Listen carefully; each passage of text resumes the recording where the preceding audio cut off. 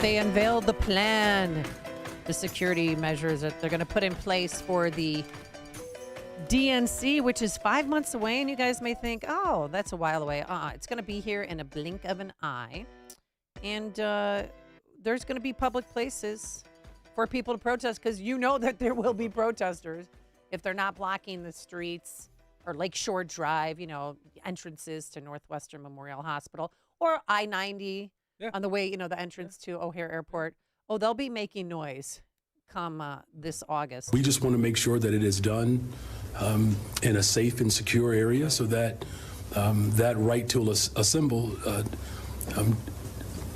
doesn't get taken over by individuals who may have other interests. Oh, there'll be individuals with other interests. Don't you worry your pretty little face there, Mayor Johnson. And then we have this guy named Jeff Burnside. He's Secret Service DNC convention organizer. He was at this press conference, too, talking about how they're going to ask neighbors what there's an app where you can download an app and tell them your concerns. What? We'll canvass these areas in the upcoming weeks to hear directly from residents and businesses. We want to know their concerns now. Snitch app? Huh? So what they're going to do, they're going to put big fencing around the parameters around the United Center and McCormick Place. They're going to do pretty much what they did in 2012, NATO, when we had NATO here. And they kept talking about that, Superintendent Snelling, saying, we're going to do exactly like we did, the same playbook. So I call it the Garry McCarthy plan. And with that, let's welcome back to the program former Superintendent Garry McCarthy. He is also, as you know, the Deputy Commissioner, or was, for NYPD and the Police Chief at Newark, New Jersey. Good morning, Mr. McCarthy. How are you? Good morning, Amy. Good morning, John. Good morning, and I should mention, too, that you're currently the Police Chief at Willowbrook. Willow Springs. Willow Springs. Let's try that again. Willow Springs. In Willow Springs is near Willowbrook, maybe not. We don't. Yes, it is. Okay, yeah, then a I'm bunch not. of willows, but yeah.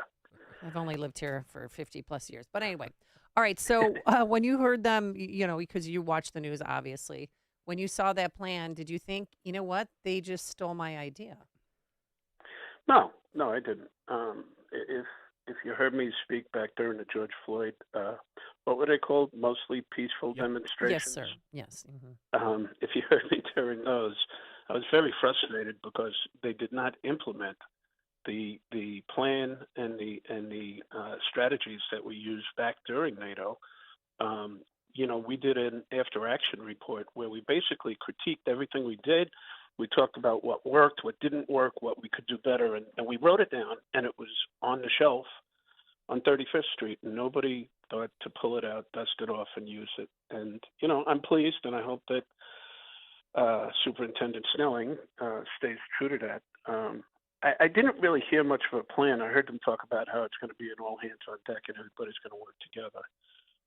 And I just had a chuckle to myself when I heard Superintendent Snelling talk about how they're going to focus on constitutional policing all at the same time. Oh, yeah. Here's the buzzword. Every single thing that we're doing right now is rooted in constitutional policing. What does that mean? And John Anthony's a former police officer, and he doesn't know what that means. I get it, but... Yeah, well, I think it's called policing.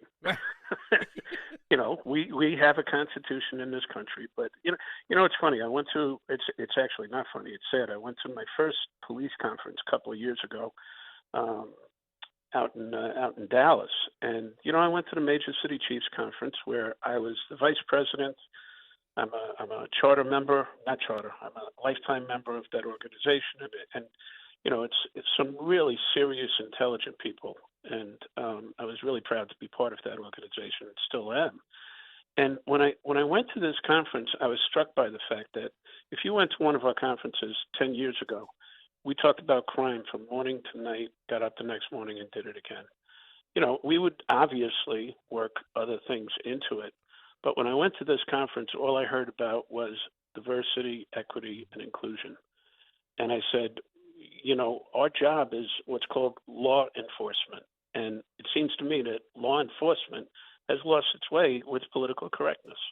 And, you have to work constitutional policing into every conversation that you have, You have to talk about diversity, equity, and inclusion all at the same time.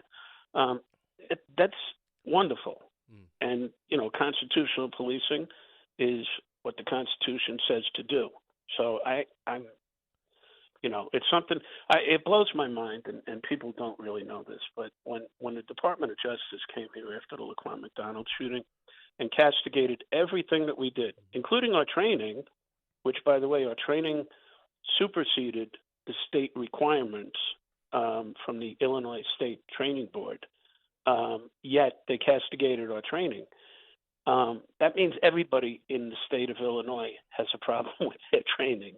But put that aside.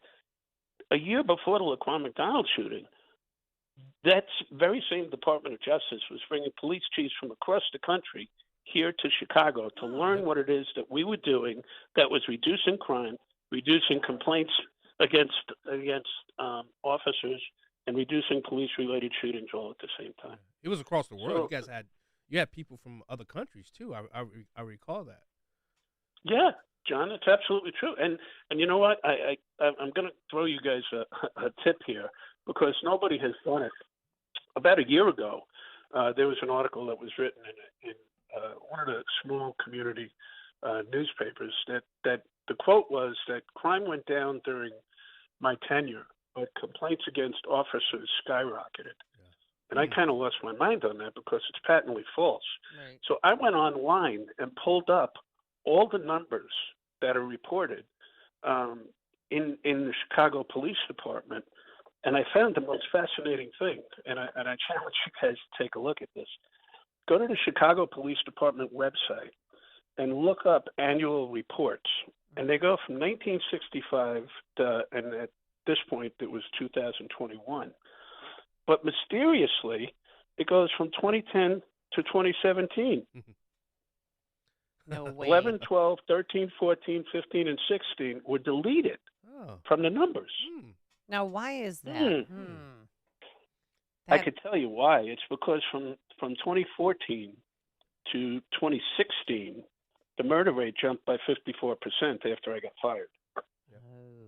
So that's what we're dealing with. Those are some real numbers. I was on a lot of different committees with the chief back then, and I'm telling you, we didn't always agree on different on everything, but what he was able to do in the city of Chicago has not been replicated since he left. And I'm not just saying that because he's here. I was on these committees with him. I was coming to sneaking into Chicago because my district wouldn't let me go into Chicago. Oh, really? Chicago. Oh, yeah. So I would have to sneak into different meetings that I would get invited to. Yeah, that just doesn't sound like America. It All does. right, so in New York, because I know that you were there during 9/11 and you worked and moved your way up the ranks to Deputy Commissioner of NYPD, Governor Hochul has called in the National Guard, and here's her big announcement to patrol the subways, by the way. Point one, I'm redeploying nearly 1,000 members of the New York State Police, MTA Police, and MTA National Guard to conduct bag checks in the city's busiest transits. You'll start seeing them at the tables, making sure that weapons are not being brought in, working in concert with our New York State Police, as well as our NYPD. Because no one heading to their job or to visit family or to go to a doctor appointment should worry that the person sitting next to them possesses a deadly weapon. So why now? I mean, there's been crime on the subways for a long time. And of course, you can't forget Daniel Penny, who defended people on the subway and then was charged with, I think, with involuntary manslaughter. So why do you think she's doing this at this point in time? It's going to be political. It's going to be political, period. And politics and policing is just like politics in the military. If you go back, I'm a history buff, and if you look at the relationship between presidents and people like Douglas MacArthur, they had problems. And decisions are being made that affect policing. And I got to tell you, I have enormous respect for the New York State Police. My brother was a state trooper. My partner, when we were sergeants, became the head of the New York State Police. They're an absolutely great organization. But they specialize in more urban environments, not places like the Bronx or Brooklyn, especially in the subways. So it's like putting them in the wrong position. The National Guard, I refused National Guard. There were demands when I was in Newark. Okay. There were demands when I was here in Chicago. And the fact is, you know, they are trained to go into combat, not to do law enforcement. So you're taking square pegs and putting them in round holes, and it's just going to be a failure. It's got to be political, and I hope to God that we don't have one of those crazy events where everybody comes back and points at it and says, "What a catastrophe," and hold some poor National Guardsman or state trooper accountable, as they like to say. I like to say it's more of a pound of flesh that's happening today with policing in this country. Well, there were some rumors circulating that Hamas is targeting NYC subways. Does that intel sound familiar to you? I mean, there's always a risk of a terrorist attack, especially since we're letting, the 60th one on the terrorist list just snuck into the United States last week? Nothing to see. Yeah, you see, that really concerns me. But, you know, what the NYPD did post 9/11, and actually I'm very proud to say that I was part of it, was developing an intelligence system that really went across the globe. If you recall some incidents that occurred, remember when they blew up buses in London? Mm-hmm. We had a detective on the ground there within 2 hours, and we were talking to him via satellite, filling us in on what was going on there, because what happens there affects us here, just like what's happening in Israel affects us here. So that concerns me, but the intelligence network that the NYPD has developed, and I hope that they kept it going, will be aware of what's going on, should be aware of what's going on. And, you know, they are trained and done these things before. We did them back in the day when I was in New York, which it's starting to scare me that I'm gone almost 20 years out of New York. Hey, Chief, did you guys have any buses dropping off the illegal immigrants into Western Springs? And It's have you Willow seen, Springs. Willow Springs. What did I say? No, you said Western Springs. No, now we're all mussing our willows up today. I'm sorry. You know what? I'll tell you what. Don't even mention Willow Springs anymore. I know. If you want to talk about buses, migrants. Yeah, I'm in Western Springs. Western Springs. I was right. Oh my God, what is? Yeah. Seriously, I'm was having right. a very bad blonde moment. I really hope you forgive me right now. I'm joking. I'm in Willow Springs. But you know, we do not. Chicago. We do not. So have you gotten any busloads of immigrants? No, we have not. Yeah. We have not. What about an increase? It's a very small community. I'm sorry? Chicago has had an increase of 500% interactions with the Venezuelan population. Have you seen any increase? Or are there any illegal immigrants in the Springs? How about that? Willow Springs. Willow Springs. No, we have not. We have not come across them. The closest was they were put up at a hotel in Burr Ridge. I believe Countryside around us also is getting some. They're called new arrivals now. I'm sorry. Yes. Let's get the right phrases. Or non-citizens, okay? I'm sorry, Chief. I'm not PC. But it's just amazing. Yeah, I know that, John. That's why I like you. The Palatine Police Department, a bus came in, and the Palatine Police literally like, no, don't get off the bus. Follow us this way, and drove them to Route 53. Yeah. Well, you know, everybody out here has pretty much come up with ordinances and plans how to deal with it, and we have the same thing. But fortunately, we have not seen it yet. Okay. We're like a needle in a haystack out here. It's not a big community, and I really like it because the people here actually like the police, and they're willing to work with us. So. Oh, that's refreshing. All right, Garry McCarthy, former superintendent, former deputy commissioner, NYPD. Do you have anything to add, or do you want to say anything else? No, just go back and take a look at those numbers because, you know, that's a Chicago story that nobody realizes, but that's the type of stuff that goes on around there. It's really mind-boggling because during my tenure, we reduced crime, we reduced murders, we reduced arrests. In other words, we arrested about 30,000 less people to get like a 41% reduction in crime over the 5 years that I was here. And we had like a 40% reduction in police-related shootings every single year. Complaints against officers, crime, police-related shootings, and arrests went down all 5 years from the year before. Now, where do you find it again? I'm on the website now.